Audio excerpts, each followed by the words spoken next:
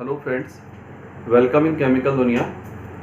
आज के वीडियो में अपन कोलाइडल सॉल्यूशन की जो प्रॉपर्टीज़ पढ़ रहे थे उन्हीं को आगे कंटिन्यू कर रहे हैं। और आज का हमारा टॉपिक है इसमें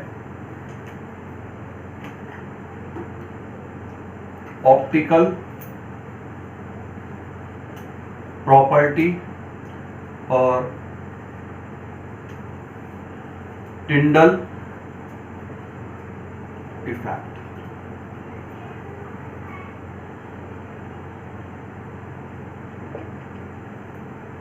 टिंडल इफेक्ट को अपन अपनी डेली लाइफ में देखते रहते हैं। जैसे रात के समय अपन व्हीकल को देखें, जहाँ घना अंधेरा होता है, अंधेरे में अगर अपन व्हीकल की लाइट को जलाते हैं तो व्हीकल की लाइट का जो पाथ होता है वो इल्यूमिनेट होता है और उस पाथ के अंदर आपको कुछ डस्ट पार्टिकल्स वगैरह जो है कुछ तैरते हुए दिखाई पड़ते हैं। इसी तरह सनलाइट जब रूम के अंदर एंटर करती है तो उसमें भी आपको डस्ट पार्टिकल्स जो है वो तैरते हुए दिखाई पड़ते हैं। लाइट पाथ जो होता है वो इल्यूमिनेट होता हुआ दिखाई देता है। तो लाइट पाथ का इल्यूमिनेट होना उसको अपन बोलते हैं Tyndall effect. When a beam of light is passed through a colloidal solution, path of light is illuminated and phenomenon is called Tyndall effect. When a beam of light is passed through a colloidal solution, path of light is illuminated and this phenomenon is known as Tyndall effect. And the beam of light is called Tyndall cone. इसको अपन एक diagram से देखें। जैसे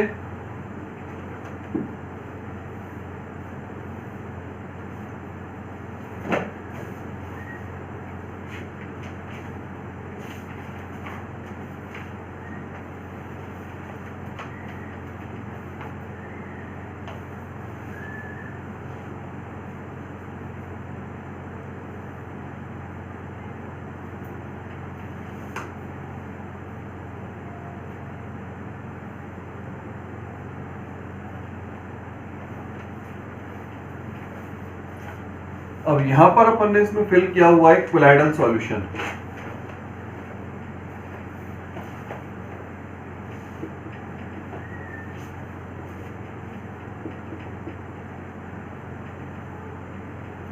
तो ये आपका light path हो गया और लाइट पाथ में अपने को दिखाई देगा यहां पर इल्यूमिनेशन।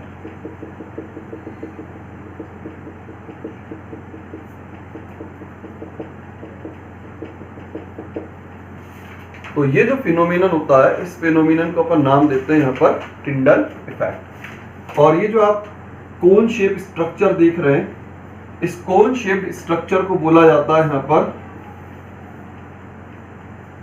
टिंडल कोन। तो टिंडल इफेक्ट का मतलब क्या हुआ?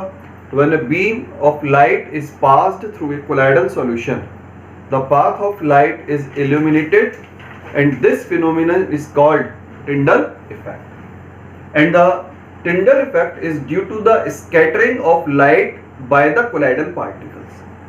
Tyndall effect का रीजन होता है कि जब अपन कोलाइडल सॉल्यूशन के अंदर लाइट को पास कराते हैं तो लाइट पार्टिकल्स अपने ऊपर कोलाइडल पार्टिकल्स अपने ऊपर पड़ने वाली लाइट की स्कैटरिंग कर देते हैं।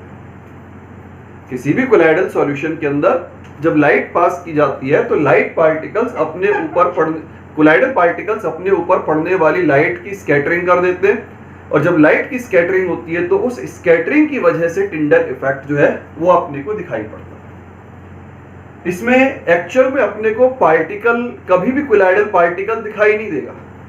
अपने को ऐसा फीलिंग आती है, जैसे लाइट पड़ती है, कमरे के अंदर लाइट एंटर करती है तो अपने को ऐसी फीलिंग आती है कि डस्ट पार्टिकल दिख रहे हैं।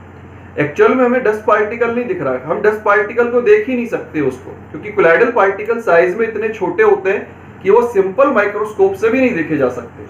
तो जिसको हम सिंपल माइक्रोस्कोप से भी नहीं देख सकते तो उसको अपनी नेक्ड आई से देखना पॉसिबल ही नहीं है। हमें फिर एक्चुअल में दिखता क्या है? पार्टिकल पर जो टकराने के बाद जो लाइट की स्कैटरिंग होती है वो स्कैटर्ड लाइट हमको पार्टिकल्स की तरह से वहां पर दिखाई पड़ती है। एक्चुअल में पार्टिकल दिखाई नहीं देता, पार्टिकल से जो स्कैटर्ड लाइट होती है वो स्कैटर्ड लाइट अपने को वहां पर दिखाई पड़ती है। अब इसमें जो स्कैटर्ड लाइट की जो इंटेंसिटी होती है वो आपके लाइट के पाथ के परपेंडिकुलर डायरेक्शन में मैक्सिमम होती है।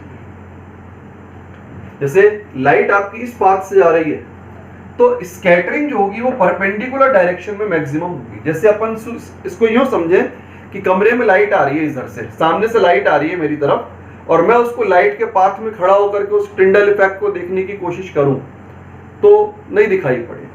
लेकिन अगर मैं उसको एक एंगल बनाते हुए देखूं, साइड से आकर उसको देखूं, तो साइड से आकर देखने पर वो हमको दिखने लग जाएगा। और अगर मैं बिल्कुल एकदम 90 डिग्री एंगल पर चला जाऊंगा तो वो हमको सबसे ज्यादा क्लियर फॉर्म में वहां पर दिखाई देगा। रीजन क्या होता है उसका? इसमें स्कैटर्ड लाइट जो होता है, उस स्कैटर्ड लाइट की इंटेंसिटी राइट एंगल पर सबसे ज्यादा होती है। तो राइट एंगल पोजीशन में आकर के देखने पर अपने को टिंडल इफेक्ट जो है मैक्सिमम दिखाई पड़ेगा। अब अगर अपन इसको कंपेयर करें लायोफिलिक कोलाइड में और लायोफोबिक कोलाइड्स में, तो लायोफिलिक में और लायोफोबिक में जो लायोफोबिक कोलाइड्स होते हैं, लायोफोबिक कोलाइड में Tyndall effect comparatively more clear होता है। फिलिक में और फोबिक में अगर कंपेयर किया जाए तो लायोफोबिक में टिंडल इफेक्ट की जो क्लियरिटी होती है वो आपके लायोफिलिक के कंपैरिजन में ज्यादा होती है। अब इसमें टिंडल इफेक्ट पर कौन कौन से फैक्टर्स का इफेक्ट होता है? टिंडल इफेक्ट में एक तो फैक्टर आता है आपका जो पार्टिकल का डायामीटर है। पार्टिकल का जो डायामीटर होता है और स्कैटर्ड लाइट जो होती है वो ऑलमोस्ट सेम होते हैं। उनके पार्टिकल के डायामीटर में और लाइट की वेवलेंथ में ज्यादा डिफरेंस नहीं होना चाहिए। पार्टिकल का डायामीटर और लाइट की जो वेवलेंथ होती है वो ऑलमोस्ट सेम रहती है। अगर उनमें डिफरेंस ज्यादा होगा तो उस कंडीशन में फिर अपने को टिंडल इफेक्ट जो है दिखाई नहीं पड़ेगा। यानी ऑलमोस्ट सेम कंडीशन में सेम जो है वेवलेंथ और डायामीटर होते हैं। दूसरा होता है आपका डिस्पर्स्ड फेज और डिस्पर्शन मीडियम, दोनों के रिफ्रैक्टिव इंडेक्स का जो डिफरेंस होता है वो ज्यादा होना चाहिए। दो फैक्टर हो गए। पहला फैक्टर तो पार्टिकल का डायामीटर और लाइट की वेवलेंथ दोनों ऑलमोस्ट सेम होने चाहिए।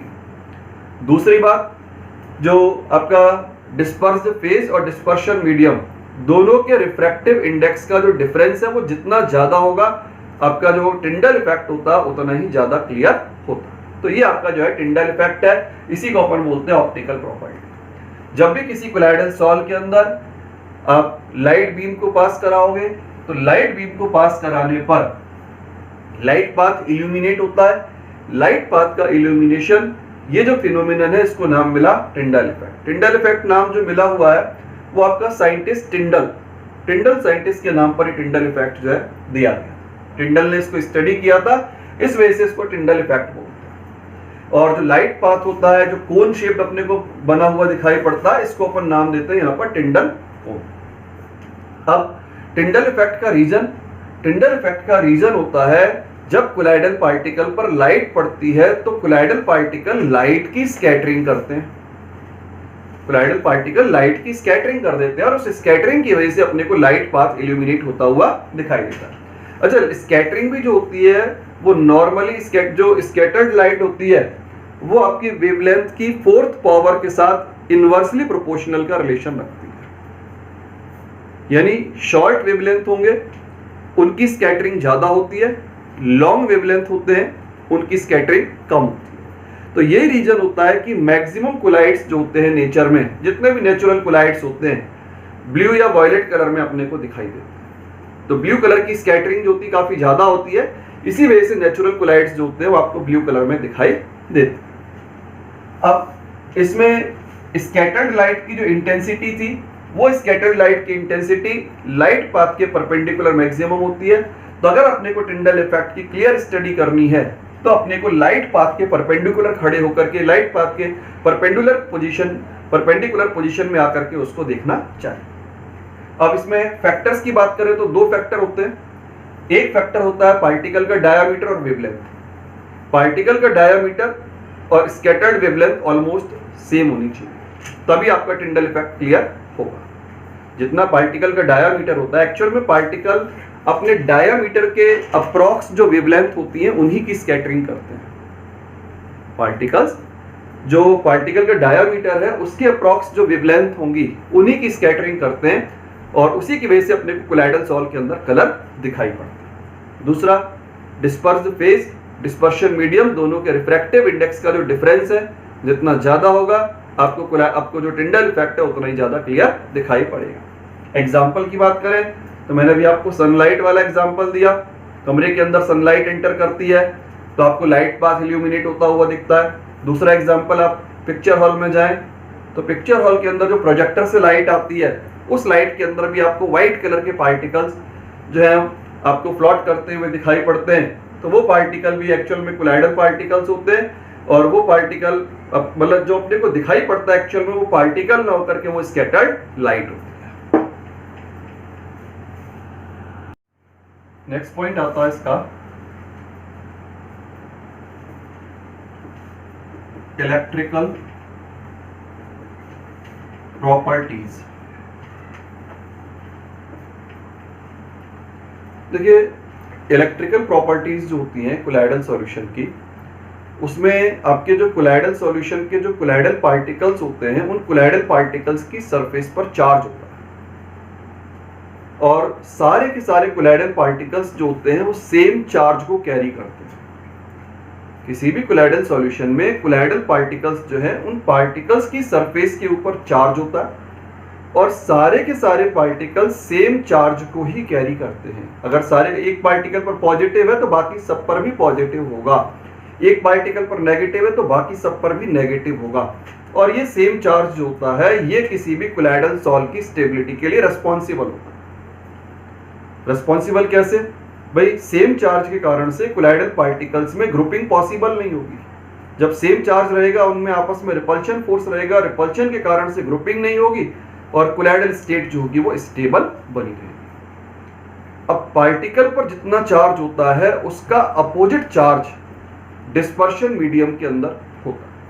अगर पार्टिकल्स पर पॉजिटिव है तो डिस्पर्शन मीडियम में सेम अमाउंट में नेगेटिव चार्ज होगा। पार्टिकल पर अगर नेगेटिव चार्ज है तो डिस्पर्शन मीडियम में सेम अमाउंट में पॉजिटिव चार्ज होगा। तो ओवरऑल सॉल्यूशन तो इलेक्ट्रिकली न्यूट्रल होता है। सॉल्यूशन पॉजिटिव या नेगेटिव नहीं होता, सॉल्यूशन ओवरऑल तो इलेक्ट्रिकली न्यूट्रल रहेगा, लेकिन पार्टिकल्स पर पॉजिटिव या नेगेटिव होगा। पार्टिकल पर पॉजिटिव है तो मीडियम में नेगेटिव, पार्टिकल पर नेगेटिव है तो मीडियम में पॉजिटिव। और ये चार्ज जो होता है ये चार्ज आपके कोलाइडल सॉल्व की स्टेबिलिटी के लिए रेस्पॉन्सिबल कैसे भाई? सेम चार्ज के कारण से कोलाइडल पार्टिकल ग्रुपिंग नहीं करेगा तो सस्पेंशन में या प्रेसिपिटेट में कन्वर्ट नहीं होगा। अब बात आती है कि ये चार्ज क्रिएट क्यों होता है। इस चार्ज के क्रिएट होने को अपन कई तरह से समझ सकते हैं, कई तरह की थ्योरीज इसके लिए दी जाती है। एक थ्योरी आती है इसकी फ्रिक्शन के कारण से। जब कोलाइडल सॉल्यूशन है, कोलाइडल सॉल्यूशन के अंदर ब्राउनियन मोशन होता है, तो ब्राउनियन मोशन में डिस्पर्स्ड फेज पार्टिकल और डिस्पर्शन मीडियम पार्टिकल आपस में कोलिजन करते हैं, तो उस कोलिजन की वजह से फ्रिक्शन क्रिएट होता है, और वो फ्रिक्शन जो होता है वो चार्ज के लिए रेस्पॉन्सिबल है। तो एक थ्योरी के अकॉर्डिंग डिस्पर्स्ड फेज और डिस्पर्शन मीडियम के बीच में लगने वाला फ्रिक्शन फोर्स, ये फ्रिक्शन फोर्स जो होगा वो आपके कोलाइडल पार्टिकल की सरफेस पर चार्ज के लिए रेस्पॉन्सिबल होगा। इसका एक रीजन आया फ्रिक्शन, दूसरा है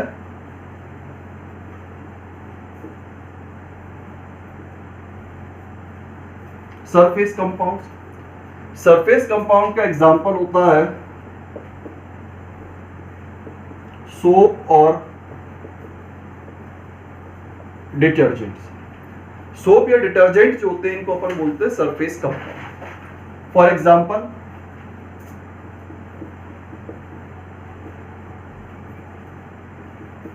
ये आपका सोडियम स्टीरेट सोप होता है, और इसका जब आयोनाइजेशन होता है तो आयोनाइजेशन पर ये देता है आपको स्टीरेट आयन,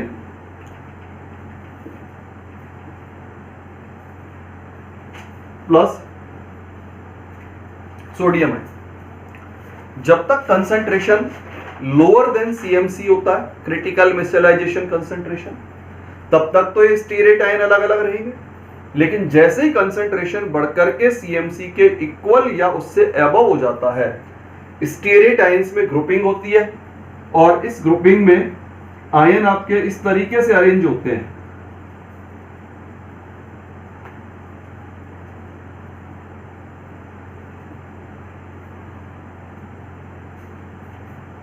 तो इस तरीके से जो मिसाइल बनता है, उस मिसाइल मींस कोलाइडल पार्टिकल जो बनता है, उस कोलाइडल पार्टिकल की सरफेस पर नेगेटिव चार्ज प्रोड्यूस होता है। तो यह भी एक तरीका होता है जिससे कोलाइडल पार्टिकल की सरफेस के ऊपर चार्ज आता है।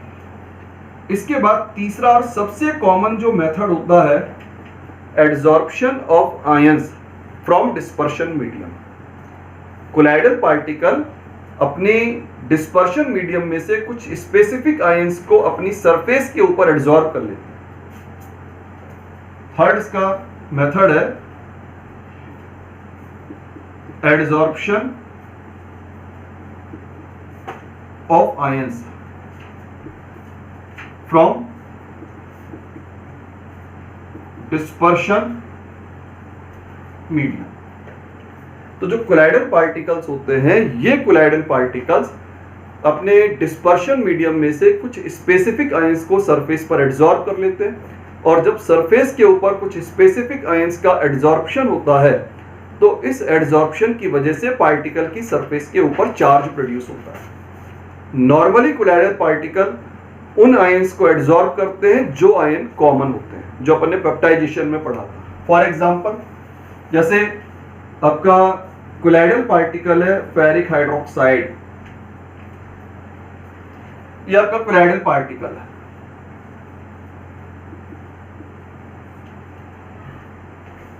और इलेक्ट्रोलाइट है फेरिक क्लोराइड। तो ये कोलाइडल पार्टिकल्स हैं इसके, और ये आपका इलेक्ट्रोलाइट है।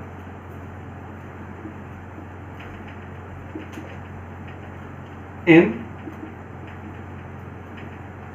Dispersion medium. तो अब आप देख रहे हैं इन दोनों के अंदर फेरिक आयन कॉमन होते हैं। तो नॉर्मली जो कॉमन आयंस होते हैं, वो कॉमन आयंस जो होते हैं वो सरफेस पर आसानी से एडजस्ट हो जाते हैं। तो इसकी वजह से जो कॉमन आयंस होते हैं, उन कॉमन आयंस का ही एडजॉर्प्शन होता है। तो यहां एडजॉर्प्शन होगा फेरिक आयंस का, और उसके साथ ही साथ आपका जो मीडियम होगा उसके अंदर क्लोराइड है। तो आप देखिए पार्टिकल पर आ रहा है +3 चार्ज, और मीडियम में हो जाएगा -3 चार्ज इन मीडियम। तो अगर कोलाइडल पार्टिकल की सरफेस पर पॉजिटिव चार्ज है तो मीडियम में उसके इक्वल अमाउंट में नेगेटिव चार्ज होगा। चार्ज हमेशा इक्वल अमाउंट में होगा, जितना पॉजिटिव होगा उसका इक्वल नेगेटिव चार्ज होगा, जितना नेगेटिव होगा उसका इक्वल पॉजिटिव चार्ज होगा। तो इस तरह से जो आपके कॉमन आयंस होते हैं, उन कॉमन आयंस का एडजॉर्प्शन होता है, और ये एडजॉर्प्शन चार्ज को प्रोड्यूस करने के लिए रिस्पॉन्सिबल होता है।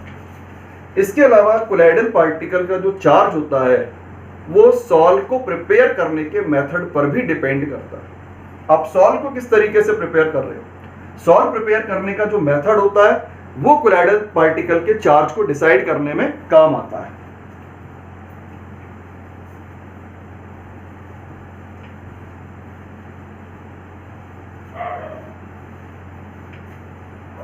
फॉर एग्जाम्पल, आपका सिल्वर नाइट्रेट सॉल्यूशन है और पोटेशियम नाइट्रेट, पोटेशियम आयोडाइड का सॉल्यूशन है। एक तो है सिल्वर नाइट्रेट, ये आपका aqueous solution, potassium iodide aqueous solution. अब दोनों को जब अपन इक्विवेलेंट अमाउंट में मिक्स करेंगे, दोनों का इक्विवेलेंट अमाउंट अगर मिक्स किया जाए तो यहां पर आपको मिलता है silver iodide as a precipitate और potassium nitrate as a aqueous solution. अब यहां पर हमें प्रेसिपिटेट मिला है, हम चाहते हैं कोलाइडल सॉल्ट मिले, तो इसमें दो कंडीशन को अपन कंसिडर करते हैं। If AgNO3 is in excess, अगर सिल्वर नाइट्रेट अपन एक्सेस के अंदर ले, ज्यादा अमाउंट में लें, तो जब सिल्वर नाइट्रेट ज्यादा अमाउंट में होगा तो उस कंडीशन में पोटेशियम आयोडाइड एक लिमिटिंग रिएजेंट का काम करेगा। लिमिटिंग रिएजेंट मतलब जो केमिकल रिएजेंट केमिकल रिएक्शन के दौरान कंज्यूम हो जाता है, और ये एक्सेस में है तो ये कंपैरेटिवली कम रह जाएगा मींस कंज्यूम हो जाएगा। तो इस तरह से बनने वाला जो प्रेसिपिटेट होगा वो प्रेसिपिटेट किसके कांटेक्ट में रहेगा? सिल्वर नाइट्रेट के कांटेक्ट में रहेगा। तो AgI precipitate plus silver nitrate. अब इन दोनों में कॉमन दिख रहा है आपका सिल्वर, तो सिल्वर कॉमन होने का मतलब है silver iodide particle silver ion को एब्जॉर्ब करेंगे और नाइट्रेट आयन आपके रहेंगे मीडियम के अंदर। तो इस तरह से कोलाइडल पार्टिकल की सरफेस पर आया पॉजिटिव चार्ज। एक बार मैं दोबारा रिपीट करता हूं, silver nitrate, potassium iodide aqueous solution, दोनों इक्विवेलेंट अमाउंट में अगर लिए गए और उनको आपस में मिक्स किया गया तो सिल्वर आयोडाइड बनेगा एज ए प्रेसिपिटेट। लेकिन अगर किसी एक को ज्यादा किसी एक को कम किया जाए तो उस कंडीशन में प्रेसिपिटेट ना बनकर के कोलाइडल सॉल्ट प्रिपेयर होता है। क्यों? हम सपोज कर रहे हैं यहाँ silver nitrate is in excess, यानी ये कम है मतलब लिमिटिंग रीजेंट है, तो सिल्वर आयोडाइड बनेगा और ये कंज्यूम हो जाएगा, टोटली खत्म हो जाएगा। तो इस तरह से जो प्रेसिपिटेट बनता है वो प्रेसिपिटेट रहेगा आपका सिल्वर नाइट्रेट के कांटेक्ट में। और इस केस में यहाँ सिल्वर आयन आपका कॉमन आयन हो गया, तो कॉमन आयन सिल्वर होने के कारण से सिल्वर का ही एड्सॉर्प्शन होगा और आपके कोलाइडल पार्टिकल की सरफेस पर आएगा पॉजिटिव चार्ज। अब दूसरा केस अपन लेके चले इसमें, if potassium iodide is in excess, potassium iodide आपका एक्सेस में है, तो अब क्या कंज्यूम होगा? इस केस में आपका silver nitrate as a limiting reagent हो जाएगा। ये लिमिटिंग रीजेंट हो गया मींस कंज्यूम हो गया। तो यहां जो सिल्वर आयोडाइड के पार्टिकल बनेंगे, प्रेसिपिटेट पार्टिकल बनेंगे, वो कांटेक्ट में किसके रहेंगे? पोटेशियम आयोडाइड के कांटेक्ट में रहेंगे। जो ज्यादा होगा वही तो बचेगा, तो दोनों में ज्यादा हम किसको मान रहे हैं? पोटेशियम आयोडाइड को। तो प्रेसिपिटेट पार्टिकल किसके कांटेक्ट में हुए? पोटेशियम आयोडाइड के कांटेक्ट में। अब इस कंडीशन में दोनों के अंदर आपका आयोडाइड आयन कॉमन आयन हो गया, और जब आयोडाइड आयन कॉमन आयन होगा तो कॉमन आयन का एड्सॉर्प्शन होगा, और कॉमन आयन के एड्सॉर्प्शन के बाद आपके कोलाइडल पार्टिकल की सरफेस के ऊपर नेगेटिव चार्ज प्रोड्यूस होगा।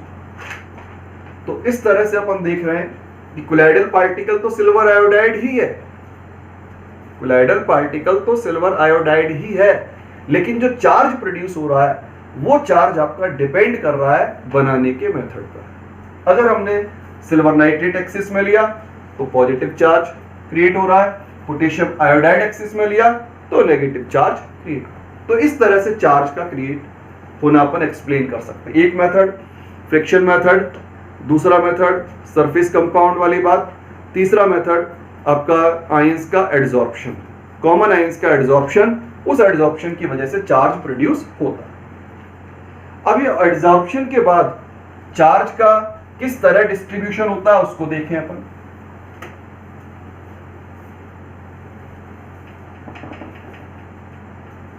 सपोज कीजिए ये आपका एक सिल्वर आयोडाइड का कोलाइडल पार्टिकल, और इस सिल्वर आयोडाइड के कोलाइडल पार्टिकल की सरफेस के ऊपर सिल्वर आयंस का एड्सॉर्प्शन हुआ।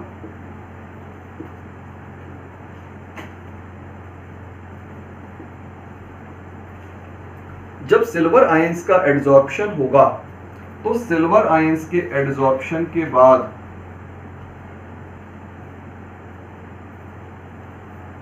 सिल्वर आयंस के एड्सॉर्प्शन के बाद यहां चार्ज की एक फिक्स लेयर आ जाएगी। इस लेयर को अपन बोलते हैं प्राइमरी लेयर और फिक्स्ड लेयर। अब इस तरह से पार्टिकल की सरफेस पर पॉजिटिव चार्ज प्रोड्यूस हुआ। जब पार्टिकल पर पॉजिटिव है तो opposite charge means negative charge medium में होगा, तो ये जो पॉजिटिव चार्ज होता है ये नेगेटिवली चार्ज्ड आयंस को मीडियम से अपनी तरफ अट्रैक्ट करेगा।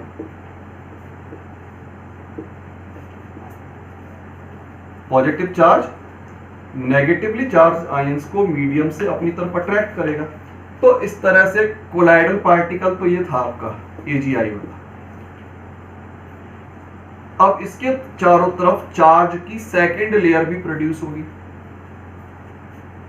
दो लेयर प्रोड्यूस हुई है। फर्स्ट लेयर जो हुई है वो तो हुई है एड्सॉर्प्शन से, आयंस का एड्सॉर्प्शन हुआ है। तो आयंस के एड्सॉर्प्शन से प्रोड्यूस होने वाली जो लेयर होती है उसको अपन बोलते हैं प्राइमरी लेयर और फिक्स्ड लेयर। फिक्स्ड लेयर क्यों बोल रहे हैं? क्योंकि इस लेयर के पार्टिकल जो है वो मूवमेंट करने की कंडीशन में नहीं होते, क्योंकि वो एड्सॉर्ब हो चुके हैं, मतलब अट्रैक्शन से बंधे हुए रहते हैं। लेकिन इस अट्रैक्शन पॉजिटिव चार्ज की वजह से मीडियम के अंदर जो नेगेटिव आयन होंगे वो इस पार्टिकल के चारों तरफ कलेक्ट होने लग जाते हैं। और ये चूंकि आयन आपके मीडियम के अंदर होते हैं और मीडियम के पार्टिकल जो होते हैं वो मोबाइल पोजीशन में होते हैं, यानी सेकंड लेयर जो बनेगी वो सेकंड लेयर आपकी फिक्स लेयर नहीं होगी, वो मोबाइल लेयर। सेकंड लेयर जो चार्ज की बनती है उस लेयर को अपन बोलते हैं यहां पर सेकेंडरी लेयर और डिफ्यूज्ड लेयर। तो इस तरह से कोलाइडल पार्टिकल की सरफेस के चारों तरफ चार्ज की दो लेयर प्रोड्यूस हो रही है। फर्स्ट लेयर को बोला जाता है प्राइमरी लेयर और सेकेंड लेयर को बोला जाता है डिफ्यूज्ड लेयर। और इसे अपन बोलते हैं यहां पर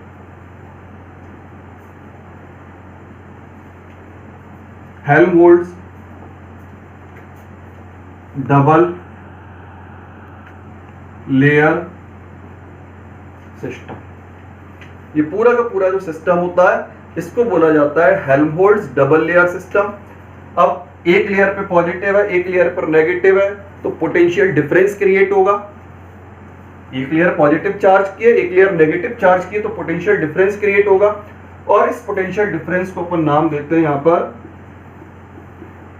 इलेक्ट्रोकाइनेटिक और जीटा पोटेंशियल। चार्ज की जो दो लेयर्स प्रोड्यूस हो रही हैं, एक पर पॉजिटिव होगा एक पर नेगेटिव होगा, या एक पर नेगेटिव होगा दूसरे पर पॉजिटिव होगा, और दोनों लेयर पर सेम चार्ज होगा।